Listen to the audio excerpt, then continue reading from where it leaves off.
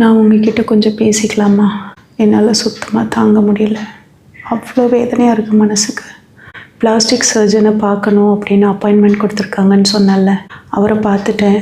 Anaesthesia டாக்டரையும் பார்த்துட்டேன். Plate வர்றதுக்கு மட்டும் இன்னும் ஒரு 3 days ஆகும்னு சொல்லிட்டாங்க. பிளேட்டுக்காக மட்டும்தான் வெயிட் பண்ணிகிட்ருக்கோம். இங்கே நான் பார்த்த டாக்டர் பிளாஸ்டிக் சர்ஜன்கிட்ட என்ன டவுட் இருந்தாலும் கேட்டுக்கோங்க, எந்த சந்தேகமாக இருந்தாலும் தெளிவுபடுத்திக்கோங்க அப்படின்னு சொன்னார். இந்த காலில் இருக்கிற எலும்பை எடுத்து வைக்காமல் வேறு ஏதாவது ஆப்ஷன் இருக்கா அப்படின்னு அவர் சொன்னார். ஒரு 3 இடத்துல பாடியில் எப்போவுமே எக்ஸ்ட்ரா எலும்பை எடுப்போம். ஒன்று முதுகில், இன்னொன்று இடுப்பில், இன்னொன்று காலில் எடுக்கிறது தான் அதிகமாக நாங்கள் ப்ராசஸ் பண்ணுறது. அதுதான் கொஞ்சம் ரிஸ்க் இல்லாமல் இருக்கும். அதனால தான் காலிலேருந்து பையனுக்கு எலும்பு எடுத்து வைக்கணும் அப்படின்னு நாங்கள் சொல்கிறோம் அப்படின்னு சொன்னார். இன்னொரு விஷயம் அவர் சொன்னார், தாடியோட அமைப்பு மாறிடுமா. இந்த இடம் இருக்குது பார்த்தீங்களா, எலும்பு இப்படி எடுத்து வைக்கிறாங்கல்ல, அதோட அந்த பிளேட்டை எப்படி செய்ய போகிறாங்கன்னு தெரியல, அதோட அமைப்பு மாறுமா. அப்போது இவன் 17 வயசு பையன், அவனோட தாடை எலும்போட வளர்ச்சி இருக்குது பார்த்தீங்களா, அது இன்னும் 1 வருஷத்துக்கு இருக்கும் அப்படின்னு சொல்கிறாங்க. இந்த பிளேட் வைக்கிறது, ஸ்க்ரூ போடுறது, இந்த தாடையை எடுக்கிறது, இதனால் என்ன ஆகும்னா ஒரு மாதிரி இழுத்து பிடிச்ச மாதிரி ஆயிருமா. ஆனால் அது கொஞ்சம் தான் டிஃப்ரெண்ட்டாக தெரியும், நீங்கள் பயப்படாதீங்க அப்படின்னு எல்லாத்தையும் சொல்லிவிட்டு இதையும் சேர்த்து சொல்கிறாரு. அவனுக்கு இருக்கிற கட்டி அந்த எலும்பை ரொம்பவே அரிச்சிருச்சான். கொஞ்சம் கட்டி பெருசாக இருக்கான். இதுக்கு மேலே விட்டோன்னா பக்கத்தில் எல்லா இடங்கள்லேயும் பாதிப்பை சீக்கிரமாக ஏற்படுத்துமா. அந்த எலும்பு அழுத்தம் தாங்க முடியாமல் உடஞ்சி போகிறதுக்கு வாய்ப்பு இருக்கான் அப்படின்னும் சொல்லிட்டாரா. அதனால் எதையும் டிலே பண்ண வேண்டாம், அதனால் சர்ஜரி பண்ணணும் அப்படின்னு சொன்னார். அவங்க என்னென்ன டெஸ்ட் எடுக்க சொல்கிறாங்களோ அது எல்லாத்தையுமே நான் ஃபாஸ்ட்டாக தான் பண்ணிகிட்ருக்கேன். நான் எந்த இடத்துலையுமே டிலே பண்ணலை. பிளேட்டுக்காக மட்டும்தான் வெயிட் பண்ணுறோம் அப்படின்னு அவங்க சொல்கிறாங்க. பிளேட் வந்ததுக்கப்புறம் உடனே ஆப்ரேஷனை ஸ்டார்ட் பண்ணிடலான்னு சொல்கிறாரு. எப்போ டாக்டர் பிளேட் வரும் அப்படின்னு கேட்டேன். இன்னும் ஒரு 2-3 நாள் வெயிட் பண்ணுங்க அப்படின்றாரு. இன்னொரு டாக்டர் இன்னொரு விஷயம் சொன்னார். அதில் காலில் இருந்து பிளேட்டை எடுத்து வைக்க வேண்டான்னு சொன்னாரா. ரொம்ப சந்தோஷமாக இருந்தது. அப்படின்னா வேறு மாதிரியான ப்ராசஸ் பண்ணுவாங்க, என்ன பண்ணுவாங்க அதை கேட்டு தெரிஞ்சுக்கணும் அப்படின்னு அவரையும் போய் பார்த்தேன். பையனுக்கு ஆட்டோவில் வர்றப்போ ஆட்டோ ஷேக் ஆகுதுல்ல, அப்போது எல்லா இடங்கள்லையுமே பெயினுங்க. இங்கே எல்லாமே அவனுக்கு ரொம்ப பெயின், எல்லா இடங்கள்லையுமே பெயின் கில்லரை தான் போட்டுட்ருக்கான். 2 வேளைக்கு கொடுத்ததை 3 வேளைக்கு ஆக்கியிருக்காங்க. காலையில், மதியம், நைட்டு 3 வேளைக்கு போட்டுக்கோ அப்படின்னு சொல்லியிருக்காங்க. அப்போ அந்த டாக்டரை போய் நாங்கள் பார்த்தோம். அவர் சொன்னதை நான் என்னென்னு சொல்லுவேன். அந்த ப்ராசஸை அவர் எப்படி சொல்லியிருக்காரோ அதை அப்படியே சொல்கிறேன். இந்த வீடியோவை யாராவது டாக்டர்ஸ் பார்த்தீங்கன்னா கூட எனக்கு கண்டிப்பாக கமெண்ட் பண்ணுங்கள். ஏன்னா எனக்கு ஒரு தெளிவு வேணும். என் பையனுக்கு இந்த ஆப்ரேஷனை நான் சரியாக பண்ணணும். அவசரப்பட்டோ தப்பாவோ எதுவுமே பண்ணிடக்கூடாது. அந்த எலும்பு எடுத்து வைக்கிறப்போ சில பேருக்கு அது செட் ஆகாமல் கூட போகணும்னு சொல்கிறாங்களா, நிறைய பயம்.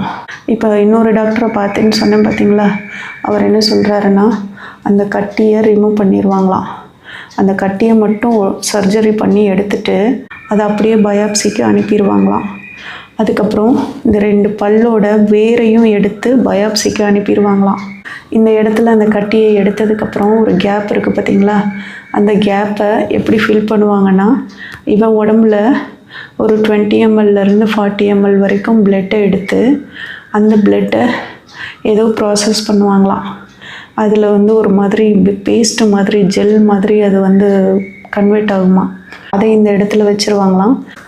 இந்த இடத்துல ஹோல்ஸ் போட்டு கட்டி ஃபார்ம் ஆகுது பார்த்தீங்களா, அந்த கெட்ட செதில்கள் எல்லாம் இந்த டியூப்பில் இந்த இடத்துக்கு கொண்டு வந்துடுவாங்களாம். ஒரு பாக்ஸ் மாதிரி இருக்குமா, அதை டிஸ்போஸ் பண்ணிக்கலாமா. டியூப் ஃபிக்ஸ் பண்ணுறாங்கல்ல, இது மாதிரி அவன் ஒரு 3 வருஷத்துக்கு இருக்கணுமா. எலும்பு வளருதான்னு பார்ப்பாங்களாம். எலும்பு வளரலைன்னா அதுக்கப்புறம் காலில் இருந்து எலும்பு எடுக்காமல் இடுப்புலேருந்து எலும்பை எடுத்து அதை வச்சு ஆப்ரேஷன் பண்ணுவாங்களாம். அப்போது ஃபஸ்ட்டு பார்த்த டாக்டர் இமீடியட்டாக ஆப்ரேஷன் ப்ராசஸை ஸ்டார்ட் பண்ணிடலான்னு சொல்லிட்டார். 90% ஃபேஸ் எப்படி இருக்குமோ அதே மாதிரி தான் இருக்கும். அந்த ஒரு 10% மட்டும் லைட்டாக டிஃப்ரெண்ட் தெரியும் அப்படின்னு சொல்லியிருக்கார். இவர் சொல்கிறது எப்படின்னா, டியூபோட பிள்ளை ஒரு 3 வருஷம் 4 வருஷம் கிட்ட வாழணும். அந்த எலும்பு வளருதான்னு செக் பண்ணுவாங்க. ஆனால் கட்டி மறுபடியும் வரும். அதை தான் அந்த இடத்துல தங்க விடாமல் அந்த டியூப் வழியாக வெளியே எடுக்கணும் அப்படின்னு சொல்கிறாரு. அவரும் சொல்கிறாரு, எலும்பு வந்து நூல் அளவுக்கு தான் இங்கே இருக்குது, இந்த கட்டி இன்னும் கொஞ்சம் அழுத்துச்சுன்னா அந்த எலும்பு உடையும் அப்படின்னும் சொல்கிறாரு. இந்த ப்ராசஸ்க்கு நீங்கள் ஒத்துக்கிட்டிங்கன்னா இமீடியட்டாக நாளைக்கு கூட ஆப்ரேஷன் வச்சுக்கலாம் அப்படின்னு சொல்கிறாரு. இப்போ நான் சொன்னேன்ல, இவர் மெடிக்கல் காலேஜில் இருக்கிற டாக்டர். செகண்டாக டாக்டர் சொன்ன விஷயம் எனக்கு சரியாக படலைங்க. இதை நான் மட்டுமே என் மனசுக்குள்ளே முடிவாக எடுத்து அதை நான் சொல்லக்கூடாது அப்படின்றதுக்காக தான் வாய் விட்டு உங்ககிட்ட எல்லாத்தையும் சொல்கிறேன். ஃபஸ்ட்டு டாக்டர் சொன்னார் பார்த்தீங்களா, அந்த ப்ராசஸ் தான் ஓரளவுக்கு சரியாக இருக்கும்னு நினைக்கிறேன். இந்த கட்டியை நீர்க்கட்டின்னு சொல்லுவாங்கள்ல, சிஸ்ட் அப்படின்னு, அந்த மாதிரி சொல்லாமல் டியூமர் அப்படின்னு சொல்லுவாங்களாம். கேன்சர் இல்லாத கட்டி அப்படின்னு சொல்லுவாங்களாம். ஆனால் இந்த தாடையோட எலும்பை வந்து இதை உடைச்சிக்கிட்டு அந்த கட்டி வந்து வெளியில் இப்படி தள்ளிக்கிட்டு வந்ததுன்னா அப்போ தான் அது கேன்சராக கன்வே ஆகிறதுக்கு சான்சஸ் இருக்குது அப்படின்னு சொன்னார். இன்னொன்று, நம்ம கொஞ்சம் டிலே பண்ண பக்கத்தில் இருக்கிற பல்லோட ஈறுகளெல்லாம் அது பாதிக்க ஆரம்பிக்கும். சீக்கிரமாகவே அந்த எலும்பை அரைச்சி சாப்பிட்டுக்கிட்டு அது வளரக்கூடியது அப்படின்னு சொன்னார். பையனுக்கு நான் ரொம்ப சரியான விஷயத்த பண்ணணும். நேற்றுக்கு முந்தின நாள் ஃபுல்லாக ஹாஸ்பிட்டல் தான், ஒரு நிமிஷம் கூட ரெஸ்ட் இல்லை. சின்ன பையன் வீட்டில் தனியாக இருந்தான். ரிப்போர்ட்டை கையில் வச்சுக்கிட்டு எத்தனை பேருக்கு அந்த ரிப்போர்ட்டை காட்டுறது, மறுபடியும் ரிப்போர்ட்டை காட்டி எக்ஸ்பிளைன் பண்ணி டாக்டருங்க சொல்லி அவனுக்கு நல்ல சொல்யூஷன் வேணும். அதுதான் எனக்கு ரொம்ப முக்கியம். பையனுக்கு இந்த அளவுக்கு பாதிப்பு இருக்குது அப்படின்னா மேல் பக்கம் பரவிருச்சுன்னா ரொம்ப கஷ்டமாக போயிடும். இப்போவே இங்கெல்லாம் ஃபுல்லாக இன்ஃபெக்ஷன் ஆயிடுச்சு, ஃபுல்லாக பெயின் ஜாஸ்தியாக இருக்குது. அதுக்கும் சேர்த்து மெடிசன் எடுத்துகிட்ருக்கான். அதனால் எதையுமே தள்ளி போட முடியாது. இதெல்லாம் நான் ஏன் உங்களுக்கு சொன்னேன்னா, ஒருத்தரும் ஒரு விஷயத்த சொல்கிறாங்களா, இந்த ட்ரீட்மெண்ட்டை இப்படி பண்ண அப்படி பண்ணேன்னு. வீடு காலி பண்ணுறப்போ டெம்போ வர சொல்லியிருந்தேங்க. ரொம்ப சின்ன டெம்போவை கொண்டு வந்திருந்தாங்க. என்னென்னா, இவ்வளோ சின்னதாக இருக்குது வண்டி அப்படின்னு நான் கேட்டேன். குட்டியானேன்னு சொல்லுவாங்கள்ல, அந்த மாதிரி. எப்படி இதெல்லாம் ஏற்ற முடியுமான்னு கேட்டதுக்கு, அதெல்லாம் எல்லாத்தையுமே ஏற்றிடலாம், நீங்கள் கவலைப்படாதீங்கன்னு சொன்னாங்க. ஆனால் பாதி பொருள் கூட அந்த வண்டியில் கவர் ஆகலைங்க. ரொம்ப கஷ்டமாயிருச்சு. மேலே எல்லாத்தையும் போட்டு ஓவராக அழுத்தி பேலன்ஸ் ஒரு 5 பை வந்து எடுத்துகிட்டு போக முடியல. துணி பாத்திரம் அதெல்லாம் அடுத்து மறுபடியும் ஆட்டோ வச்சு கொண்டு போனேன். புது வீட்டில் ஃபேனை ஃபிக்ஸ் பண்ணணும், ப்யூரிஃபையரை ஃபிக்ஸ் பண்ணணும், பொருளை அரேஞ்ச் பண்ணணும். இன்றைக்கி ஃபுல்லாக நிறைய வேலை. தோசைக்கல் இந்த அடிப்பட்ட கால்லையே விழுந்துருச்சுங்க. நான் எப்போ சாப்பிட்டேன், எப்போ தூங்கினேன் அப்படின்ற ஞாபகம் கூட எனக்கு இல்லை. ஃபஸ்ட்டு சொன்ன மெத்தட் எப்படி தெரியுமாங்க, அந்த கட்டி இன்னொரு தடவை வரவே கூடாதுன்றதுக்காக தான் இந்த தாடையை ரிமூவ் பண்ணிவிட்டு அந்த காலில் இருந்து பிளேட் எடுத்து வைக்கிறாங்க. ஷேப் லைட்டாக டிஃப்ரெண்ட் இருக்கும், ஆனால் திருப்பி வராது. ஒரு தடவை ஆப்ரேஷன் பண்ணிட்டா பல்லுக்கு 2 இம்ப்ளான்ட் பண்ணி மேலே பல்லை ஃபிக்ஸ் பண்ணுறதுக்கு மட்டும் ஒரு 6 மாதம் கழித்து மறுபடியும் டாக்டர்கிட்ட போய் ஃபிக்ஸ் பண்ணிட்டு வரணும். அப்புறம் எப்படி இருக்குன்றத ஒரு 6 மாதத்துக்கு ஒரு தடவை செக் பண்ணிக்கணும். இதோடு அவன் லைஃப்பில் அடுத்த வேலையை பார்த்துட்டு போகலாம். ஒரு பிரச்சனையை நம்ம முத்தி சிவியராக்கி அந்த கட்டி மேலெல்லாம் பரவி இன்னும் அதிகமாக இன்ஃபெக்ட் ஆக்கி அவனுக்கு வலியை கொடுத்து அதுக்கு ஒரு ட்ரைனிங் நம்ம எடுத்துக்கிட்டு வெயிட் பண்ணி பார்ப்போம்னு நினைக்கிற அளவுக்கு இந்த பிரச்சனை இல்லை. அது ரொம்ப பெரிய பிரச்சனையை கொடுத்துரும் அப்படின்றத நிறைய பேர் வார்ன் பண்ணிட்டாங்க. நான் எல்லா விதத்துலேயும் நல்லபடியாக பையனுக்கு ரிஸ்க் இல்லாமல் ஆப்ரேஷன் பண்ணணும், இல்லை ஆப்ரேஷனே இல்லாமல் ஏதாவது பண்ண முடியுமா, காலிலேருந்து எலும்பெடுத்து வைக்காமல் ஏதாவது பண்ண முடியுமான்னு எல்லாத்துக்குமே ட்ரை பண்ணிட்டேங்க. நான் காசுக்கு யோசிச்சோ இல்லை ரிஸ்க் எடுக்கிறதுக்கு விரும்பாமலோ எந்த ஒரு தப்பான விஷயத்தையும் செய்ய முடியாது. இன்னும் ஒரு 2-3 நாள் ஆகும்னு சொல்கிறாங்கல்ல பிளேட்டுக்கு, இந்த மாதிரி காத்திருக்கிறது தாங்க என்னால் முடியல. பயாப்சி ரிப்போர்ட் வர்ற வரைக்கும் காத்திருக்க சொன்னாங்க. நிம்மதியாகவே இல்லை. ஏன்னா ஒருத்தரும் தெளிவாக இதுதான் அப்படின்னு சொல்லலை, ஒரு க்ளூ கொடுக்கல, ஒன்றும் இல்லை கவலைப்படாதீங்க அப்படின்னும் சொல்லலை. ரிப்போர்ட் வரட்டும்னே சொன்னாங்க. நிம்மதியே இல்லை. இப்போது பிளேட் வரட்டும் வெயிட் பண்ணுங்க அப்படின்றாங்க. இந்த பக்கம் பையன் வலிக்குதுன்னு சொல்கிறாங்க. இந்த பக்கம் வலிக்குது, கண்ணு வலிக்குது, மூக்கு வலிக்குதுன்றான். சின்ன பையன் ஒரு பக்கம் வலிக்குதுன்றான். மாற்றி மாற்றி 2 பிள்ளைங்களும் வலின்றாங்க. நான் என் வலியை யாருக்கிட்ட சொல்லுவேன்னே தெரியல. அதான் உங்ககிட்ட சொல்கிறேன். இந்த குடும்பத்தில் எல்லா கஷ்டங்களும் போய் என் பிள்ளைங்களும் நானும் நோய் நொடி இல்லாமல் வாழ்ந்த போதுங்க. எங்களுக்கு வேறு எதுவுமே தேவையில்லை. ஒரு ஆரோக்கியம் இருந்தால் போதும். நல்லா 1000 தடவை யோசிச்சுட்டேங்க. எனக்கு ஆக்சிடெண்ட் ஆச்சுன்னு சொன்னல, கை உடைஞ்சது, தலையில் அடிபட்டதுன்னு சொன்னல 2 வருஷத்துக்கு முன்னால். அப்போது 1 மாதம் நான் ஹாஸ்பிட்டலில் இருந்தேன். நான் வீட்டுக்கு போனதுக்கப்புறம் தாங்க 2 பிள்ளைங்களுக்கும் நிறைய பிரச்சனை, நிறைய ஹெல்த் இஷ்யூ மாற்றி மாற்றி வந்துக்கிட்டே இருந்தது. அது வரைக்கும் எந்த பிரச்சனையுமே இல்லை. எங்கேயோ அங்கே தாங்க தப்பு நடந்திருக்கு. 2 பேருக்குமே ஓவர் டோஸ் இருக்குது உடம்புல அப்படின்னு சொன்னாங்க. அது எந்த இடத்துல மிஸ்டேக் ஆச்சுன்னு எனக்கு இப்போ வரைக்கும் தெரியல. நான் கேட்டேன், என்ன சாப்பிட்டீங்க, என்ன குடிச்சிங்க, ஏதாவது யாராவது கொடுத்தாங்களா, இப்படி நிறைய கேட்டுட்ருக்கேன்.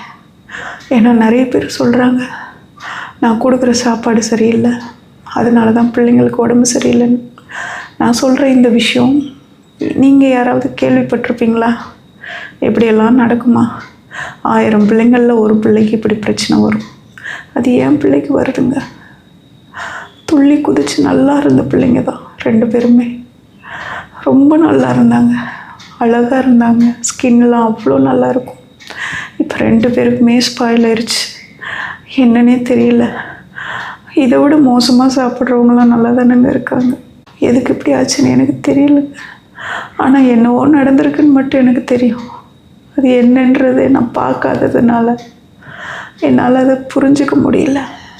ஏன்னா லிவர் விஷயத்தில் ஒரு சேஞ்சஸ் வருது அப்படின்னா சும்மா வர எங்கேயோ தப்பு நடந்திருக்கு. எல்லோரும் கேட்டாங்க, என்னன்னு தெரியல. ஒரு அம்மாவாக இருந்து என்னால் சொல்ல முடியல. ஏன்னா அந்த டைமில் நான் இல்லை, நானே ஹாஸ்பிட்டலில் படுத்து கிடந்தேன். என்ன நடந்ததுன்னே எனக்கு தெரியல. இதுக்கு முன்னால் எவ்வளோ கஷ்டத்துலேயும் பிள்ளைங்களை நான் நல்லா வளர்த்துருந்தேங்க. அழகாக இருப்பாங்க, எந்த குறையும் இல்லை, ஒரு ஜுரம் கூட வராது, அப்படி தான் வச்சுருந்தேன். ஆரோக்கியமாக இருந்தாங்க. நான் ரொம்ப சந்தோஷப்பட்டேன். எவ்வளோ கஷ்டம் இருந்தாலும் நம்ம பிள்ளைங்க ஆரோக்கியமாக இருக்காங்க, அது ஒன்றும் போதும் நமக்கு. பணம் காசு சொத்து எதுவுமே தேவையில்லை அப்படின்னு நான் நினச்சிருக்கேன் நிறைய தடவை. ஆனால் இன்றைக்கி எனக்கே எப்படி நடக்குதுன்னு தெரியல. ஒரு நாள் கூட நிம்மதியாக இருக்க முடியலைங்க. ஆக்சிடெண்ட் ஆன வீட்டில் இருந்து நான் இங்கே வந்தேன் பார்த்தீங்களா, அதோட தொடர்ச்சி தான் இந்த வீட்டில் தொடர்ந்துச்சே தவிர இந்த வீடு காரணமாக இருக்குமா, வேறு யாரும் காரணமாக இருப்பாங்களான்லாம் எனக்கு தெரியல. அங்கே நடந்த ஏதோ ஒரு விஷயம் இன்றைக்கி பிள்ளைங்களை நிறைய பாதிக்கப்பட வச்சுருக்கு. இது ஜெனட்டிக் ப்ராப்ளம்னு சொல்லிட்டு ஒரு வார்த்தை கேட்டார், இவனுக்கு ஏதாவது ஆக்சிடெண்ட் ஆச்சா அப்படின்னு.